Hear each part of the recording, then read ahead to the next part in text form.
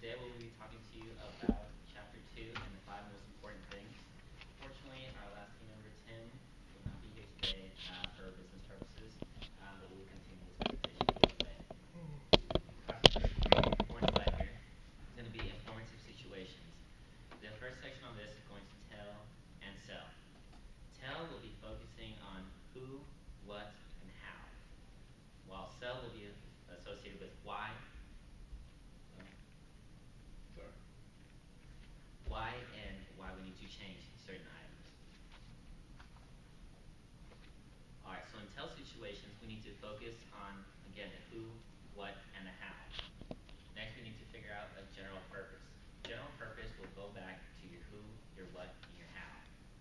Who will be like, who am I presenting to currently right now, whether it's you guys, whether it's the board members, or whether it's just a simple group of students. Next will be how. How will I be presenting the situation?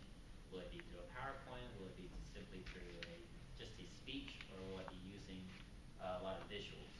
Last would be, I will need to consider the involvement.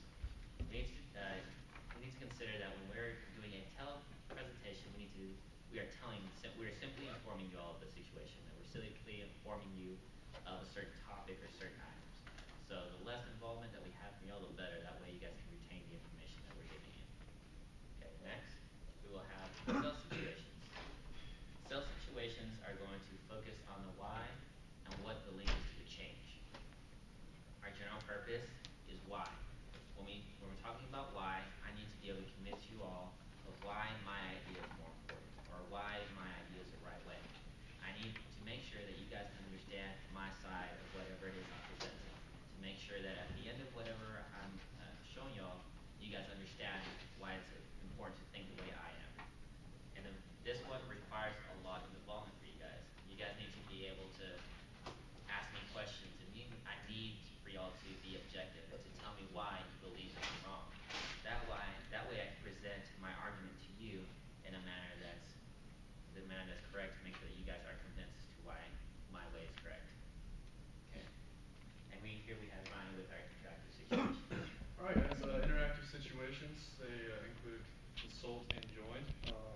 Consult is basically just seeking questions and comments, insight from the audience. And join, it's more of needing new ideas or opinions, or I guess guidance from the audience, rather. Alright guys, so our consult situations, it focuses on the audience's questions and comments. For example, in a town hall meeting, I guess the speaker would normally say a few words before and give some insight, and then open up the floor to the audience for questions, comments, or concerns. And then also you want to identify your general purpose and weave that into your presentation. More of what you want from the audience, say like reactions to a strategic plan, or opinions from new policies or procedures within the company or business. Brings us to join situations. This is more seeking new ideas from the audience, like mediating, facilitating group discussions and stuff like that. So for example, in our own class, we have the current event presentations. That's more like a joint situation where you have a speaker up here mediating the group discussion. They have less control. Their role is more to motivate the audience, which is more of the general purpose of the joint situations. It can also be just like a traditional presentation like we're giving right now. And then at the end, there would be a small group discussion over what was discussed within the presentation. And then presentation objectives. This is more of like a plan for the presentation. It goes over, you're trying to seek results from the audience, and you're kind of focusing on what you're trying to present. So before you even give the presentation, you kind of want to specify what the purpose is of the presentation, like a sell, tell, consult, join, whether you want the audience to give opinions, reactions, if you want to inform or persuade them. You want to focus on the target audience, the demographic. For example, if you're speaking to all males, all females, small children, a mixture of the two, ethnicities even, cultures, that plays a big part as well. And then using your presentation objective. You want to create it early on, and so you can maintain consistency throughout your research process. So you're not straying from your ideas or deviating from the plan later on in your research. And obviously you want to make changes and revise your presentation before you even give the presentation, of course. Make it a little better. And then finally, you want to mold the presentation based on the final objective.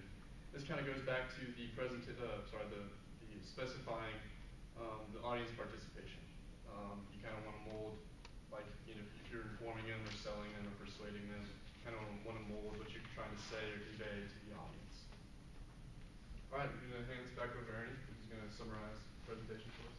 Okay, class. The most important is finally just to summarize everything for you to make sure everyone learned all the information that